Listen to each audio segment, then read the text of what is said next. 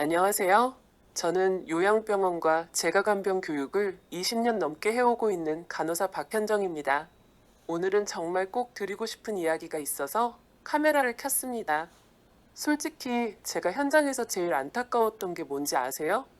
욕창 때문에 울면서 병원 오는 가족들을 볼 때예요. 와상 환자도 아닌데 욕창이 생겼다고요? 우리 엄마는 그래도 거동은 되는데 왜 욕창이 생긴 거죠?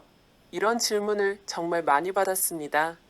욕창이 얼마나 무서운지 가족들은 처음엔 잘 몰라요.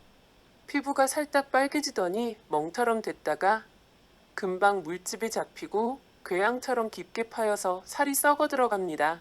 욕창 3단계, 4단계까지 가면요. 수술로 괴사 조직을 제거해야 하고 수개월 혹은 심한 경우에는 1년 이상 치료를 받으셔야 합니다. 그동안 통증도 엄청나죠. 어르신들은 표현을 잘 못하시니까 상상도 못할 만큼 고통을 참고 계신 경우가 너무 많습니다. 욕창은 한 번 생기면 낫는 게 정말 어렵습니다.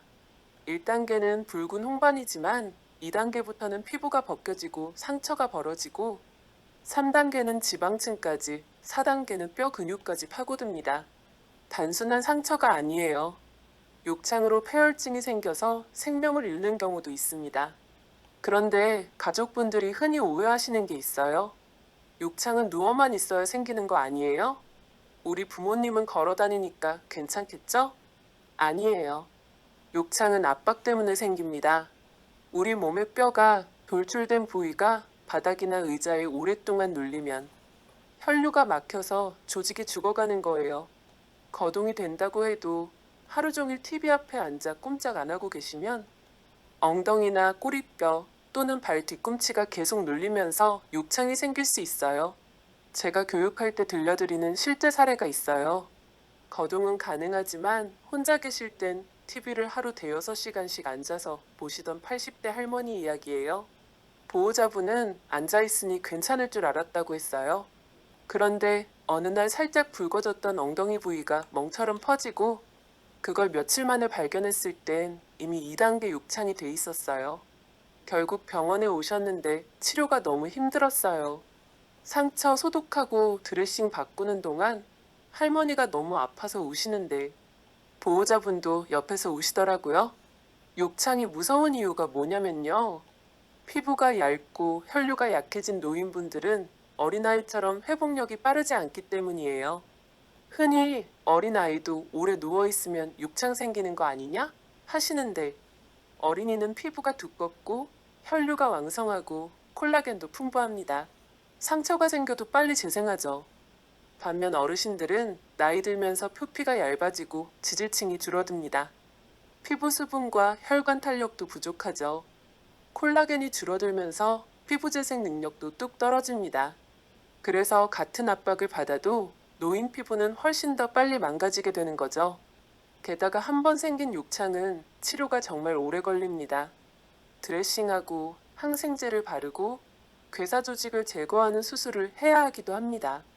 또 피부의 빠른 회복과 재생을 위해 영양가가 풍부한 음식도 섭취하고 보습제도 꾸준히 발라주어야 합니다. 그래서 제가 보호자 교육할 때 제일 강조하는 게 바로 이겁니다. 욕창은 예방이 최선이다. 오늘 이 영상에서는 어르신 피부를 욕창으로부터 지키기 위해서 꼭 알아두셔야 할 3가지 관리 방법을 알려드릴 거예요.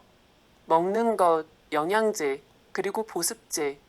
이 3가지를 함께 챙겨야 우리 부모님 피부가 욕창이라는 무서운 상처에서 안전해질 수 있어요. 오늘 영상 끝까지 함께 해주세요. 우리 부모님들의 삶의 질이 달라질 거예요. 먼저 음식 이야기부터 해볼게요.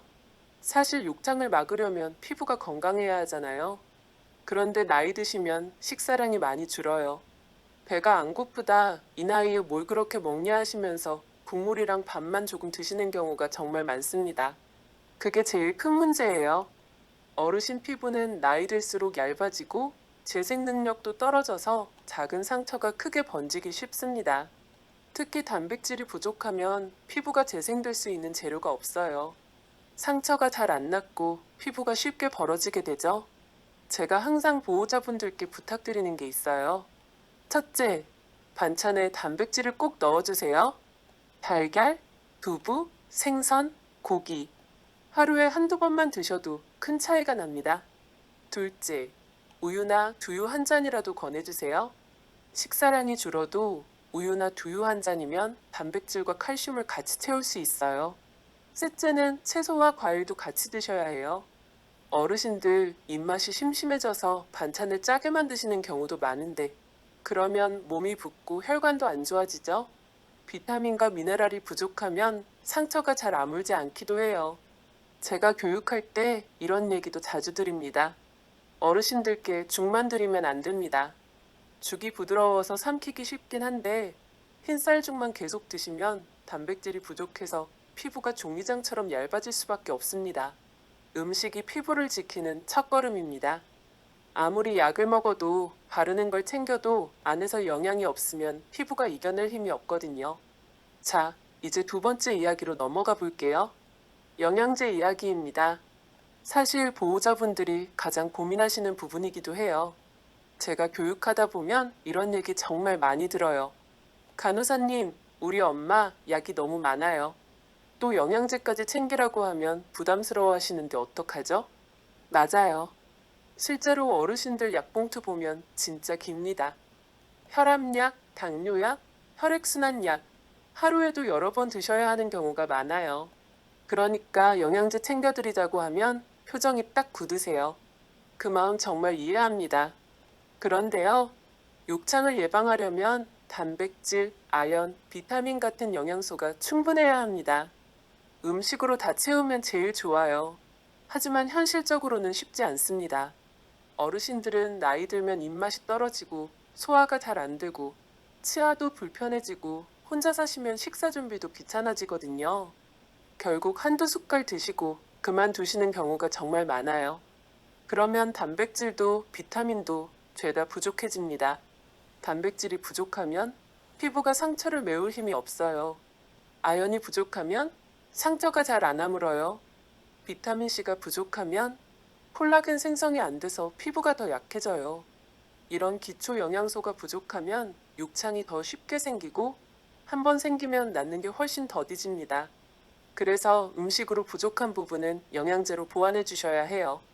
물론 기존 약과 상호작용이 없는지 복용량이 적당한지 꼭 주치의나 약사 선생님과 상의 후에 복용을 추천드려요. 자, 이제 세 번째 관리법입니다. 보습제 관리 이야기예요. 사실 이 부분을 제일 가볍게 생각하시는 분들이 많습니다. 그냥 바르면 되지 않나? 우리 어머니는 로션 싫어하시는데 굳이 발라야 하나요? 이런 질문 정말 많이 받거든요. 하지만 욕창을 예방하려면 보습이 정말 중요합니다. 왜냐하면 욕창의 첫 단계가 피부가 건조하고 약해지면서 생기는 미세한 균열이기 때문이에요. 노인 피부는요, 표피가 얇아지고 지질층이 줄어들어서 수분이 쉽게 날아갑니다. 쉽게 말하면 어르신 피부는 원래부터 장벽이 약해진 상태예요. 건조하면 피부가 갈라지고 갈라진 틈으로 세균이 들어가 염증이 생기고 거기에 압박이 더해지면 바로 욕창으로 이어집니다. 그래서 저는 항상 보호자분들께 말씀드려요. 먹는 영양이 피부 속 재료라면 보습제는 피부 밖에서 만들어주는 방패막이에요. 둘 다 있어야 합니다. 바르는 보습제에는 피부 세포를 구성하는 성분이 꼭 들어있어야 합니다. 세라마이드 MP, 콜라겐, PDRN처럼 상처 회복과 세포 재생을 도와줄 성분들은 단순히 피부 표면만을 적시는 게 아니라 피부를 실제로 보강해주는 효과가 있어요. 그런데 많은 분들이 그냥 바디미스트 아무거나 뿌리면 되지 않나? 이렇게 생각하시더라고요. 아닙니다. 또 향이 강하거나 알코올이 많이 들어간 제품은 일시적으로 시원할 수 있어도 어르신들 피부에는 자극을 줍니다. 오히려 장벽을 더 약하게 만들 수 있어요. 그리고 중요한 게 오일 성분이에요.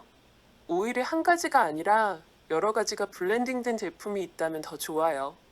왜냐하면 다양한 오일이 각자 다른 크기로 피부 사이사이에 스며들어서 얇고 균일하고 탄탄한 장벽을 만들어주거든요. 단일 오일보다 훨씬 더 자연스러운 보호막을 만들어서 수분 증발을 막고 외부 자극을 차단해준답니다. 간혹 약국에서 파는 바세린이나 비판텐 같은 크림을 쓰시는데요. 물론 나쁜 건 아닙니다. 바세린은 강력하게 막을 만들어서 수분 증발을 막아요.